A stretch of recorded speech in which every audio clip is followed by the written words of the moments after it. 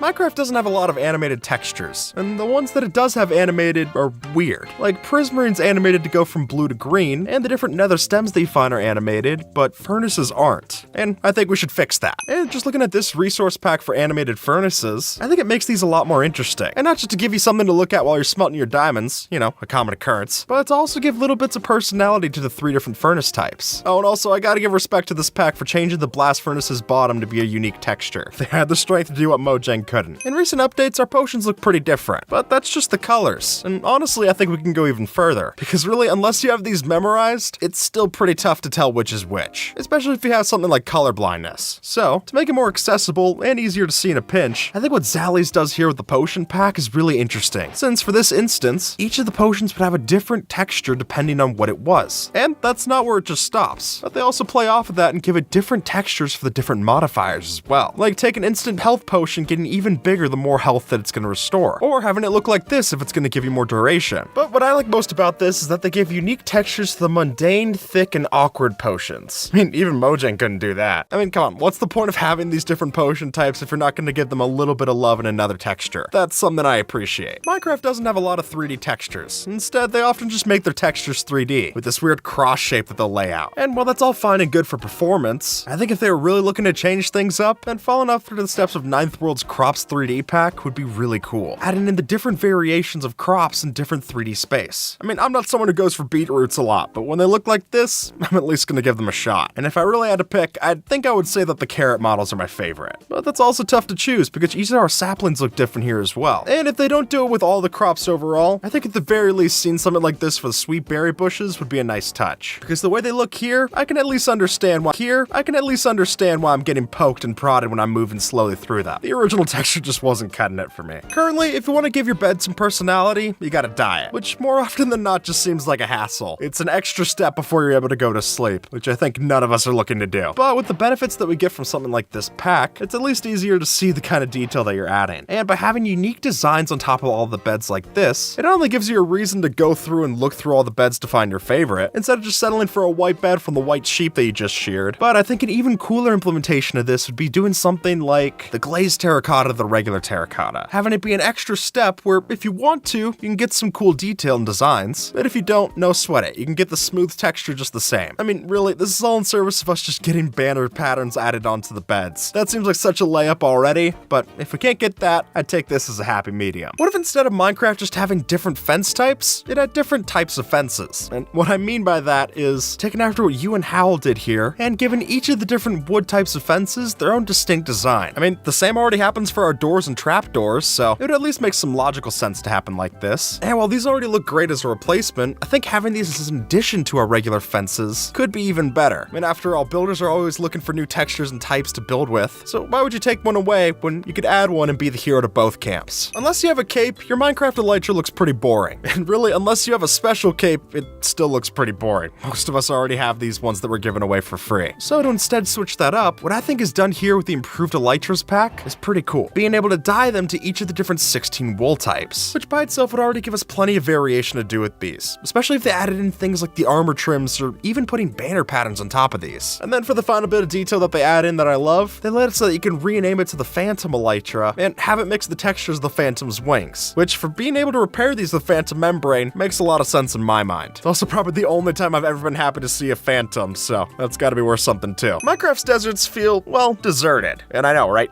Duh. But as someone who lives in a desert, there's actually a lot of interesting foliage that can happen in these places. And I think they're just taking a page out of the Moe's Desert Bloom resource pack. We can see that without adding in any new blocks, we're able to get a lot more variety to what these deserts are. And what I particularly like here is that we get different variations depending on whether they're in the Badlands or the desert biome. And really, it wasn't until looking at this that I realized just how often the dead bush texture is used within Minecraft. And seeing different variations for the taiga and swamp variants as well, that's a nice touch. And besides, with recent world generation, deserts have already gotten a lot more rare. We should make them feel a little bit more special to find. Like an oasis instead of a placeholder. Did you know that in real life, oak trees don't grow apples? Yeah, apparently the tree that does is called, coincidentally, an apple tree. Hard to miss that one. And that's not the only tree issue that we have inside of the game. And I think the idea here of changing in the different saplings to be the corresponding seed for the different trees is a really fun idea. For one, it makes more sense when they're falling from the leaves that you're breaking, but two, it gives us the best of both worlds. We get a unique item texture to play around with in item frames, and when you place it down, you still get that iconic sapling for things like flower pots, which when you get the intersection of both of things working together, that's an idea that I'm going to sign off on. Minecraft's built on a grid-based system, and it gets painfully obvious when you look at a wall of iron blocks or polished stones like this. With each one of those blocks having their own border, it really starts to look too repetitive. So taking after this idea of having the textures connect could really be special. And really, you just need to take one look at your library with this change to see how much of an impact it would make. The bookshelves look a lot better when you have more storage to actually store the books and not get divided all the time. And for me personally, I really like how this looks with the Frogland example that we see here. That way we don't necessarily need to have new blocks to play around with in building. Just using the old ones that we're familiar with gets us a whole bunch of new options. And that's something I think is worth exploring. And adding on to the idea of textures of the same block connecting together, they also add in a great feature where the textures are able to overlap on top of nearby ones. Like take this example where the stone bricks are placed next to cobblestone. Now like this, it doesn't really look like they're doing much together. It really just looks like you ran out of stone bricks and had to patch the wall quickly. But when the textures overlay like this example and stay true, then it doesn't look like a haphazard job, but rather that the wall's decaying and you're seeing the inside of the cobblestone wall, which is a lot cooler. And really, I think the only issue that would come from this in the base game is that you can't choose whether or not you want it to look like this or not. Because don't get me wrong, for the other option, there is times that you want that texture to blend like this instead of overlaying like this. So if this got added into Minecraft, I would also like to see it with the option to choose between which one that you want. Minecraft has a wide variety of plants, but those plants themselves don't have much variety to speak on. I mean, every sunflower that you place down is gonna look the exact same. And I think the idea of having different variations to the plants that we see growing out in the fields, without having to change much at all of the world generation code itself. And after all, we already got a whole bunch of overhauls in 1.18, so I'm not pitching that, but getting something even smaller like this to get a lot of benefit, I think that's always worth it. And particularly seeing the differences in the crop fields that we're planting out in the farms, yeah, I really like that. And seeing that in the base game, that's just a no-brainer in my eyes. Minecraft's different entities can get pretty small, but as small as those get, they don't always have the textures that match them. And so that's where we need to start talking about pixel-consistent textures. For example, look at the difference between the experience orbs here and the ones that you would find in the Vanilla Tweaks resource pack. Or look at how much cuter the bat seems when you actually have it with a pixel-consistent texture. And you can see similar changes going the other way for things like the Wither and the Elder Guardian, which in my opinion not only makes it look nicer, but it also keeps it consistent with the other entities that had this from the beginning. At that point, it just seems fair. And we shouldn't just expect variety up on the surface, since with this example, we'd be able to go down to the different mines and find special versions of the ores depending on where they generate it. So if that coal ore was next to a bunch of granite, it's not going to stick out like a sore thumb, but instead it'll blend in quite nicely. And while I love how this looks, it might make it a little tougher to read the textures that were added in for colorblind support in the first place. But I also wouldn't object to getting proper colorblind support options inside of the accessibility menu anyway. So if we got this and that as a twofer, I think that could please a lot of fans. At the very least, it'd be pleasing aesthetically. Minecraft's wolf is iconic, and part of that is because it's the only one to choose from. Kinda hard to lose the competition when you're the only one competing. And while we've talked in the past about getting different dog breeds inside of Minecraft, it is worth noting that as cool as that would be, wolves and dogs are technically different. But hey, wolves also have different breeds too. So, since we already get this kind of love given to our cats and ocelots, I would love to see the same kind of love come to our canine companions. And personally, my favorite part of this resource pack example is the different nether breeds that you can get as well. I mean, look at the wither skeleton version of the dog and tell me that you don't want that in the base game. Or if they won't add in that, then at least just add in the Cerberus version of the dog. Then you get 3 in 1. Hard to argue with that. In a previous build hacks video, we showed off using invisible item frames to give your own kind of jack-o'-lantern faces to pumpkins. And while that original post is a great bit of creativity, I also think it should serve as a great bit of inspiration for Mojang to use in their next texture update. Being able to have random variety, or even choose which one of the patterns that you want to add on top of a pumpkin, that would be awesome. I mean, honestly, I'm surprised that they haven't added in the feature to put a creeper face on top of a pumpkin already. That just seems like a layup. And then on top of that, animating the jack-o'-lanterns so that they have a little bit more personality, that would be fun too. Especially if it carried over to the snow golems that we spawn with these pumpkins. Did you know dolphins are neutral mobs? Yeah, it caught me off guard too. And in fairness, I've never exactly tried to get on their bad side, but when they look like a killer whale, maybe I'd believe it a little bit more. And what this resource pack does is add in new mob variety to our neutral mobs. On top of just mob variety in general, there's really a lot of cool stuff to look at here. I particularly like the changes to the fox. That's really cute. And hey, adding a few of these in made it a lot more exciting to trap every mob, and a lot more tedious. Sorry for whoever wants to try that one. I would love to see the video though. These planks might not look all that different, but when you zoom in close, there's actually a little bit of depth that gets added in. And that's just scratching the surface of how much stuff this makes 3D. Like the items and plants that were used to just being completely flat, now have their own 3D model associated with them. And I think for plants specifically, this would work really nice. I mean, it's a lot better than just 2D textures overlaid in a cross this formation. And when you see these layout in your hotbar as well, it's hard to deny that they fit in better with the blocks, even if it is a little bit cursed to see on the first time you see it. It's definitely not familiar, but it's also pretty cool. The Enderman is the only mob that can spawn in every one of the 3 dimensions, but they always look the same, and this pack solves that, since now not only do Endermen have a new cool design associated with them, but they'll also look differently depending on where they spawn. So if you see one in a warped forest, it'll be bluish in color, but find one out in the rest of the nether, and it'll be red. And I think that gives her a really cool look, if not a little terrifying, but that's also what kind of makes them cool. And while I can't say there's really any time that I'm happy to see an Enderman, if they looked like this, I'd at least be a little appreciative before I avert my eyes so that I don't anger it. With all the texture updates that Minecraft's received over the years, there's been shockingly little attention given to our chests. But adding in a tweak like this could be all that they need, since now we not only give the chest a more modern texture, but we also add in more detail when you open it up. It's not just a black box, there's actually empty space in there, and I think that looks a lot better personally. And especially look at this detail with the ender chest. Here it's a portal inside, and I think that's adorable. While this example looks great with the nether portal, I could also see this working out with the end portal texture as well. I mean, it'd be a fun bit of lore to add either way, a lot better than just some random ring in the middle of the open chest. Torches in vanilla are not very exciting. I mean, hold one in your hand and it barely looks like anything's there, just a few pixels jutting out of the bottom of your screen. But with this reimagined change, not only do they fill up more of our screen as we hold them up to illuminate, but they'll also have their own fire animated texture on the top of the flame, which I think looks really nice. And there's even changes to redstone torches as well, giving them an ambient glow to the top instead of just being dark when you hold them in your inventory. And especially if we were to see this change along with something like dynamic brightness mods where they can actually illuminate the world around you, I think both of those would be really cool to see. There are many players that swear that original Minecraft was meant to be a horror game, and while I think it's hard to find much scary about a game where pigs look like this, but the kind of changes that we're seeing here, I'm a little bit more inclined to believe it. And while some of these mobs go completely off the rails, like, I don't think a ghast like this should ever be in Minecraft, at least if I want to sleep at night. What we do see with the changes to the spiders and the creepers, and especially the phantoms, I think those are some really nice touches. Even just adding something as simple as glowing eyes to these mobs makes them so much more terrifying. And if that was partnered with harder difficulties, that could be a fun touch. Now it's not just hard for the difficulty's sake, but also for the psychological side. Good luck. Once you carry up to 16 arrows in your inventory, it'll now look like a quiver. And that's thanks to this revamped archery change, which I already personally love the idea of textures changing when there's enough items stacked on top. I mean, a pile of arrows looks different than just one arrow in your inventory. But then to have that partner with these tiny tweaks that we get to how our bows and crossbows look, I think it winds up really nice. I mean, if anything, I just like the fact that the rocket's finally centered, since the way that it was before in your hotbar, it just looks weird. And having a little bit of gray along the outside of the arrow tip also works nice. I mean, you make them of flint, so it's a nice touch if you ask me. Now, I love the sound of rain, and given how many views there are on ASMR videos, I'm guessing more than a few of you do too. But I also hate looking at rain in Minecraft. Not only does it lower the bitrate of videos, but it also hurts your performance, which overall makes it pretty obtrusive to play with this on. So having a change like this where the rain starts to become semi-transparent to translucent would not only be more realistic, but also a lot more enjoyable to play around with. And the same happening to snow too. And here they also lower the particle count to reduce noise, which I gotta say I also appreciate. I don't want to feel like I'm playing in a static TV. This is a lot more pleasant for my winter wonderland. I love Suspicious Stew as an item, but I also don't like being suspicious. And so if you're like me and you don't like the roulette game, then having the option to have a pack like this where you can visualize which potion effects is inside of the stew is pretty nice. Now, if we were to get this in vanilla, I would be hesitant with the current implementation. I mean, the textures look great, but they also give away the whole mechanic of the Suspicious Stew. But maybe the ability to craft it with another ingredient that could let you see what's inside, that'd be nice. Or maybe the stews get less suspicious when you craft them yourselves, instead of finding them in a shipwreck chest. After all, if I know what's in it, I don't want to be guessing what I put in. That makes sense to me. Minecraft has a surprising amount of things you can put in a bucket, but it's a shame that when you put a tropical fish inside, which has a multitude of different variants to see, they all look like the same texture. And so having a fix so that we can tell which of the fish that we're putting inside the bucket, I think that'd be great. Plus, it gives us new sprite textures to play around with, which for builders who like item frames or armor stands is also another joy. I see this as a win-win, or a fin-fin in this case. Yeah, I don't know if you put that. Minecraft's birch forests haven't got a lot of love, and that's not helped by the fact that when Mojang showed off changes to the birch forest for the wild update, they then went back on that saying that concept art isn't a promise, and that's a whole can of worms that I don't want to unpack here. But if they're not going to change how these birch biomes spawn, then they can at least change how they look, at least part of the time. And taken after this example where the birch forest could go into an autumn style for the birch, that'd be really pretty. I mean, for one, it gives us some new color of leaves that we've never had to play around with, plus a unique looking sapling and and grass type that matches as well. I mean, come on, you place some pumpkins next to this, it looks great. I think that speaks for itself. And while you could add this in with some kind of seasons feature, I think even just having a version of the birch forest that's permanently locked in autumn could give builders way more to play around with in the color palette. They got acacia for their orange planks, and autumn birch for their orange leaves. It works out to me. Light in Minecraft is a useful thing, but it's not always a comfort. I mean, sure, it's nice that no mobs are gonna spawn, but it only takes one look at something like the warm glow feature added in through vanilla tweaks. We can make our torches and light sources feel so much more comforting. And while I would personally like to see this done in a way where torches give off a different warmth when compared to things like soul lanterns or sea lanterns, I think even the change as is better than what we have in vanilla. So I would take it across the board instead of not at all. Minecraft stone bricks don't make a lot of sense. And because of the way that the texture repeats itself, the bricks often seem confused as to where they're actually placed. This fixes that. And now, if you look at the top of a stone brick block, you're not going to see any variation between the different bricks. And while this is initially cursed to start looking at, when you see it in practice built like so into the walls, I actually think it looks quite nice. And this way, we still get the stone brick texture to play around with, but also get some new stone textures to use as well. I can't say that wouldn't be a nice middle ground, and it looks a lot better in the floor as well, at least if you ask me. Gold armor really never gets a use. And while the addition of piglin barding might mean that you're wearing a pair of golden boots, that still doesn't have much to say for the other pieces of the armor. And so to change that, I think taking after vanilla tweaks and making the golden helmet into a golden crown would be a really nice touch. For one, we barely get any variation between most of the helmets anyway, so it'd be nice to switch it up, but I also particularly like how this looks when mobs spawn with it. Like, take a look at this skeleton wearing a golden crown. Now that's not just a skeleton with armor, but it's a skeleton with a story. Probably one with a tragic fate. But this is also one that I personally play around with on our server. I just really like the look of it. And it would make it nice to join the gold head group if we all could be kings instead of wearing the worst armor in the game. And with that, folks, YouTube thinks that you might like this video, so see if they're right and have a good one, alright?